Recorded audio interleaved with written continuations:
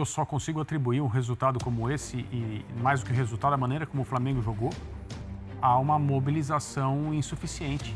Gol, não é possível. 2 gols, nossa. Isso. E o time, vejam só vocês, foi vaiado hoje pela torcida. Na história da Libertadores, é o primeiro time argentino a vencer o Flamengo no Maracanã. Provavelmente. Quer dizer, equivocado. É o primeiro momento de adversidade da carreira do Felipe Luiz como treinador. Sim. O Jorginho, eu imagino que brigaria com o De La Cruz, né? Agora, pra mim, o Jorginho chega pra jogar. Também acho que A capacidade de passes que quebram linhas que ele tem, assim, poucos têm. seria... Só o Botafogo ontem. Verdade. E o primeiro gol no finalzinho, 88 e tarará. Então, assim, os times brasileiros neste começo não estão conseguindo, nessas primeiras 2 rodadas, não estão conseguindo colocar o tamanho da sua vantagem. Desses 9 jogos, são 5 vitórias. Eu esperava mais vitórias e vitórias mais largas. Qualquer pré-jogo de Flamengo e Central Córdoba no Maracanã, você vai esperar uma vitória larga do Flamengo. Os E hoje jogadores foi o também Flamengo. devem esperar, né? É isso.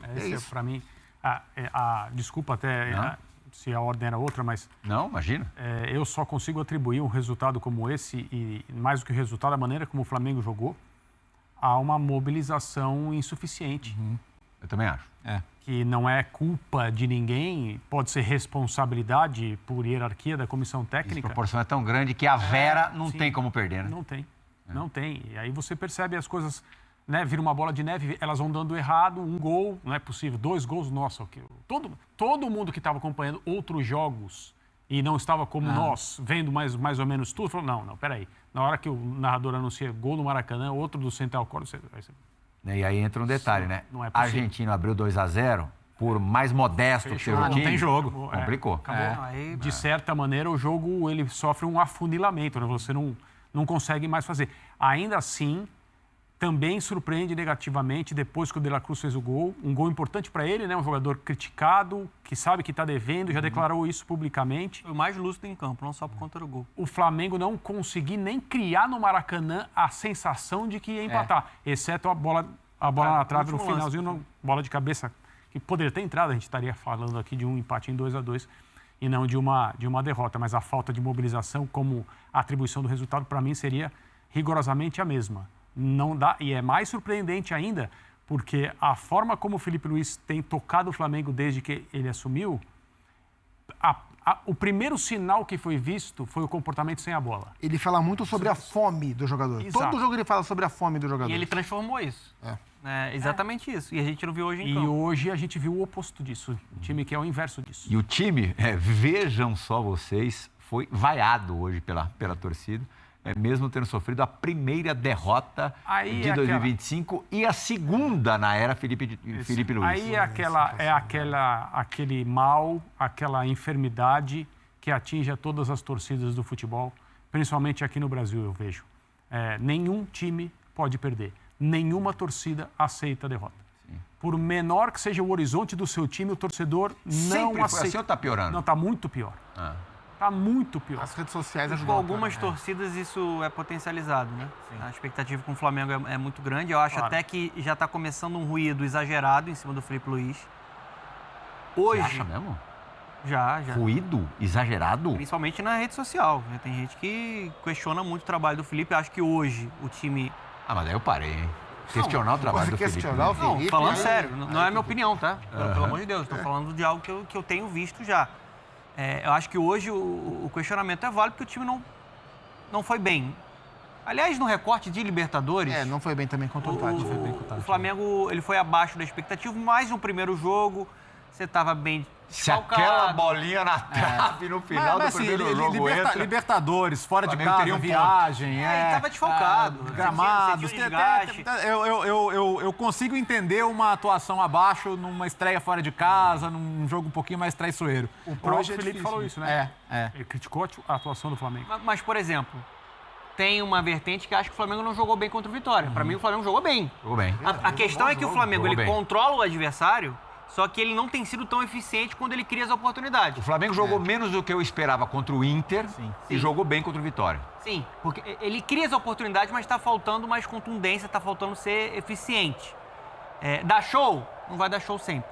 Isso é uma utopia. Time Mas capaz havia de, essa expectativa. time capaz de Sim. fazer 3, 4 gols todo jogo hoje no mundo, só o Barcelona. Fora Só o isso, Barcelona. não vai rolar. Agora, hoje a gente tem que escutar as explicações do Felipe.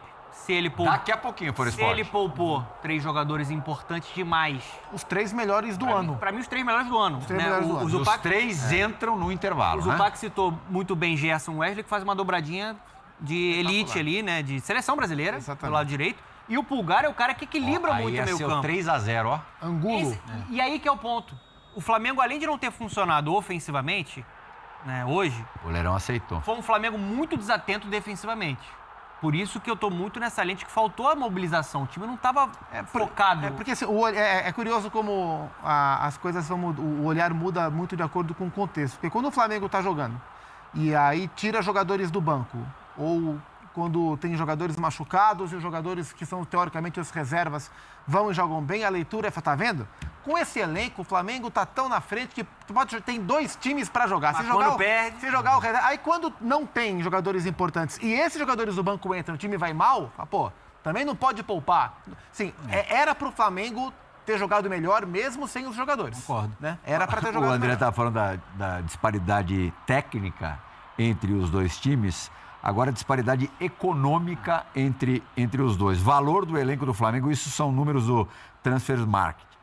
Valor do elenco do Flamengo, 220 milhões de euros, 1,45 bi de reais. Valor do elenco do Central Córdoba, 105,6 milhões de reais. 15 vezes mais vale o elenco do Flamengo. Estamos com o Felipe Luiz no gatilho, no ponto, Felipe, para a gente soltar daqui a pouquinho. Daqui a pouquinho, então, Fora Esporte, a gente vai ter a palavra esperada, a entrevista coletiva do Felipe Luiz, explicações depois de, certamente, a sua jornada mais infeliz como treinador do Em Flamengo. termos de desempenho, possivelmente. Em termos de resultado do contexto, seguramente. Sobre o que o Donan falou, do time criar, mas não aproveitar chances, a expectativa é que esse nível de eficiência melhore à medida em que o Pedro ganhe minutos e ganhe condição física para jogar. E aí acredito que a gente vai ver uma dupla Pedro e Bruno Henrique, né? O Bruno saindo um pouco mais e essa dupla trabalhando, mas esse recorte de temporada e de Libertadores, para mim, mostra a importância do lado direito. Com Wesley e Gerson é uma coisa, sem Wesley e Gerson o time rende diferente, mesmo tendo um elenco tão numeroso, tão vasto como tem o Flamengo. Ele já utilizou nessa alternativa hoje no segundo tempo, né? Porque quando o Pedro entra, ele entra na vaga do Alexandro, aí ele puxa o Plata para o lado esquerdo, né? E coloca uma dupla ali, né? O Bruno Henrique e também o Pedro. O Bruno Henrique tem a bola ali do empate no último lance ali na cabeçada com essa bola na trave, mas pode ser uma alternativa daqui para frente. O que não dá para acontecer é ser uma análise sempre muito exagerada quando o assunto é Flamengo. Claro. E depois de uma derrota contra um time sem expressão, com essa diferença econômica de realidade, não dá para ser eternamente um 880. Sim. Até agora o saldo é extremamente positivo do que o Felipe Luiz está fazendo. Acho que hoje é você ter uma análise do que aconteceu para melhorar. Acho que hoje o time estava muito desatento, né, em bola parada. Em alguns momentos o Central Córdoba foi um time até corajoso, apesar de ser um time reativo, buscando mais contra-ataque, fechadinho na marcação. Ele, em alguns momentos, subiu a marcação e deu problemas para o Flamengo. O Flamengo teve erros hoje que não são naturais de saída de bola. E aí eu acho que sentiu muito a falta do Pulgar. O Everton Araújo, ele caiu um pouquinho de produção. Acho que é um jogador promissor, mas o momento dele não é bom. Acabou sobrecarregando até mais o De La Cruz. O meio-campo não funcionou. O Gerson já é muito importante para esse meio-campo funcionar. E aí o time ficou desestruturado, principalmente na primeira etapa. Depois, para correr atrás do prejuízo no segundo tempo, eu senti o time muito afobado. Sim. Muito afobado.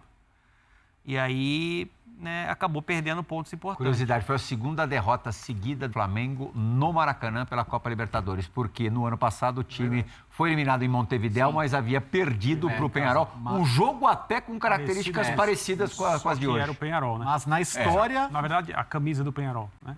Na história da Libertadores, é o primeiro time argentino a vencer o Flamengo no Maracanã. Que loucura. Pois é. Então é o tamanho do feito do Central O Córdoba. Racing, né, no jogo em que o Racing elimina o Flamengo, acho que foi empate, né? Exato, foi empate, vitória nos o pênaltis. Rogério Ceni, técnico do Flamengo, e o Racing passa nos pênaltis.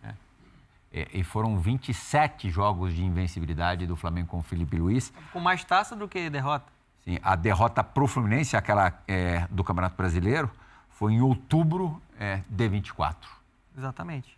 Com um bom tempo com invencibilidade e transformando o time, melhorando o rendimento dos jogadores, encontrando soluções. Ele estava jogando sem o Pedro, por exemplo. Para mim, é o melhor camisa 9 do país. Vai precisar de uma sequência para recuperar o seu nível, mas aí adaptou ali o Bruno Henrique. Hoje, de fato, o time não funcionou, mas ele tem todo o crédito do mundo para continuar com o trabalho que ele está executando. É o Grêmio no fim de semana, né? Sim. Fora de casa. Fora de casa pelo Campeonato Brasileiro. Eu acho que o que pega mais de cobrança é o tamanho do Flamengo na competição e dentro do grupo, né? Porque o grupo é um grupo acessível, né? Os adversários são mais limitados. E a própria tomada de decisão do Felipe, né? Não sei o que ele falou, a gente vai ver já, mas imagino que ele vai chamar para si a responsabilidade de tomada de decisão equivocada sobre a escalação. Né? Provavelmente. Quer dizer, equivocada. É o primeiro momento de adversidade da carreira do Felipe Luiz como treinador. Sim. Sim. É a primeira entrevista coletiva difícil que ele vai dar. Sim. E ele brilhou até hoje nas entrevistas coletivas. Eu espero dele um desempenho compatível, mas, claro, o clima é diferente do que ele está acostumado. Pode acontecer. A gente tem que No levar em decorrer da consideração temporada. que o Pedro ficou 7 meses parado e não vai voltar voando. Nem vai ser titular agora contra o Grêmio. Não vai. Não vai. Vai ser uma coisa... E o Bruno Henrique, nos últimos tempos, entendeu que a história dele não tem absolutamente nada a ver com o que está acontecendo agora. Então, período de renovação de contrato, o tempo que ele perdeu por diversas lesões, o quanto ele ficou fora depois que teve que cirurgia, etc.